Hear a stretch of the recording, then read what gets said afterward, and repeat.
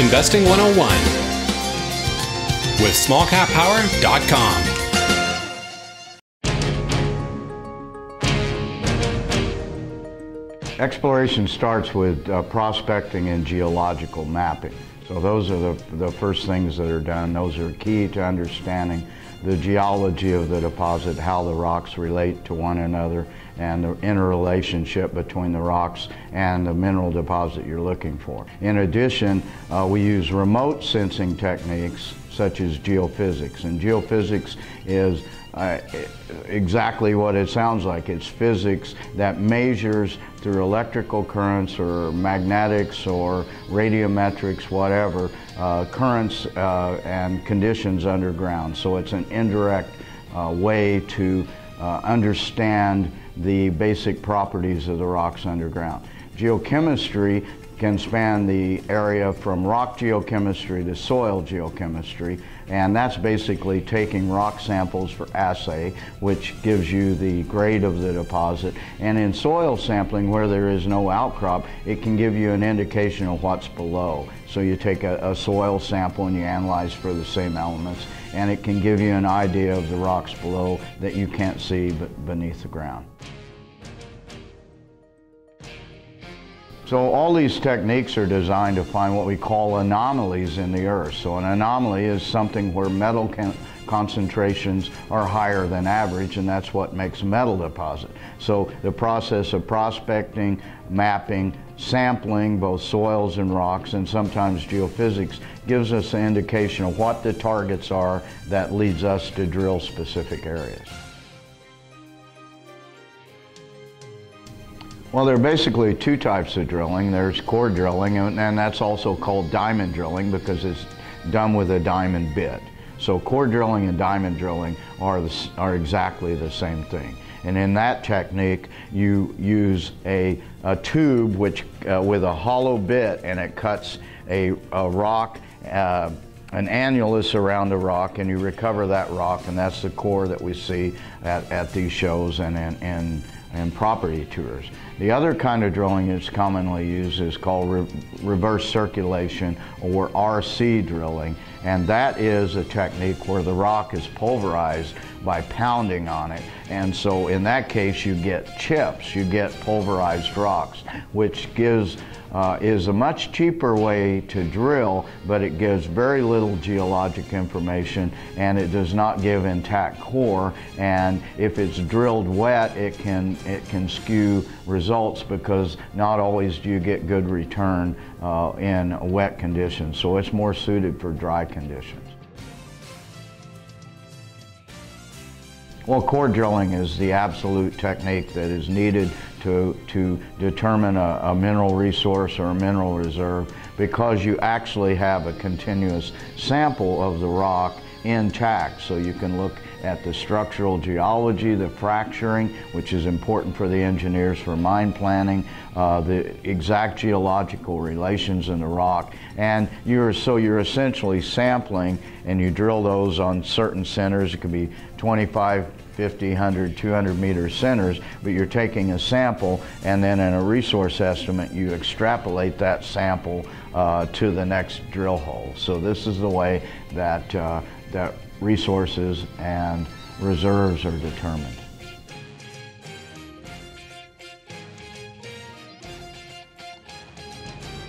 Well, that's a bit of a loaded question. That's the most difficult thing for lay investors to understand, is what drill results mean.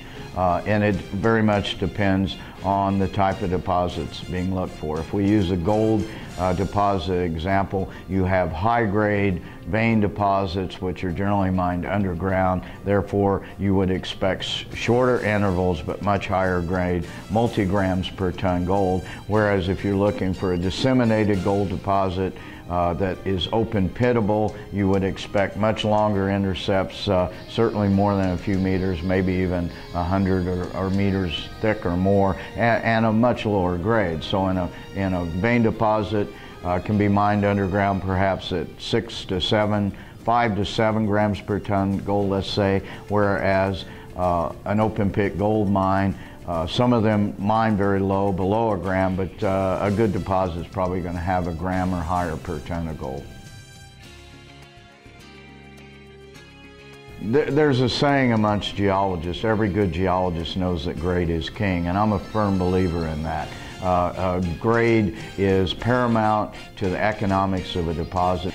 Mining is an inexact science, so a higher grade allows for the usual mistakes and errors, and the fact that we are humans and our machines are not perfect either. And so you always want to find, if you can, higher grade deposits than the peers, because that allows you to come in with the lowest quartile of your peer producers, which is very important for success of mines during periods of low metal prices.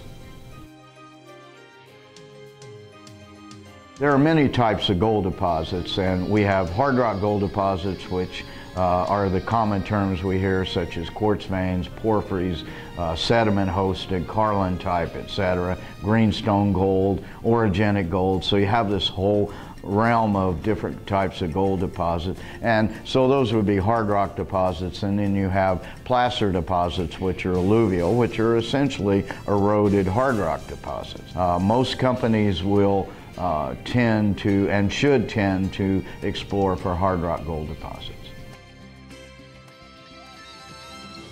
In Canada, most of the gold deposits are in greenstone belts, such as the Abitibi belt or the Hemlo gold deposits. These are giant gold deposits hosted by metamorphic rocks, very old rocks, and they tend to be generally high-grade vein or disseminated deposits. In the U.S., the largest deposits are what we would call Carlin-type deposits. They're sedimentary hosted, disseminated gold deposits where the gold is micron size and cannot be seen with a visible eye. The premier producing area is Nevada. We have Carlin-type deposits there. There are also epithermal vein deposits in Nevada that are quite productive. Most of the gold production in the U.S. comes from Nevada, and in fact, Nevada is the third largest gold producing area in the world. Not country, but even area. Mexico has seen lots of exploration in this boom, and there have been very good and giant mines found in Mexico over the last 10 years. Most of the Mexican deposits would tend to be epithermal vein deposits, and those can be, you will hear terms like low sulfidation, high sulfidation deposits. High sulfidation would usually be more disseminated type of deposits that are generally gold only, whereas the epithermal vein deposits would be called low sulfidation, and they would be polymetallic deposits in some instances, and certainly gold-silver deposit with significant silver. I have two criteria for that and two different models. So I very much like the advanced explorers where a company has a resource, because then that allows numbers to be put on and compare to peers.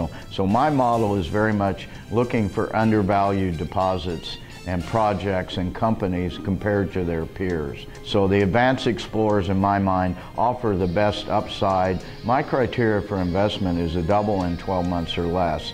And commonly you can find low-valued deposits with resource estimates that are either unloved, unknown, unwanted, and undervalued. And then the other model that's attractive to me would be the prospect generator model, and that's early on grassroots reconnaissance situation where a company will have a very good knowledge of an area or a deposit type, a region, with a good cadre of geologists who will continually generate good projects that can be joint ventured to other companies, and by doing that they give up a significant portion of any individual project, but they also have the ability to preserve capital without diluting through equity financing. So I'm very, very interested in the prospect generator model.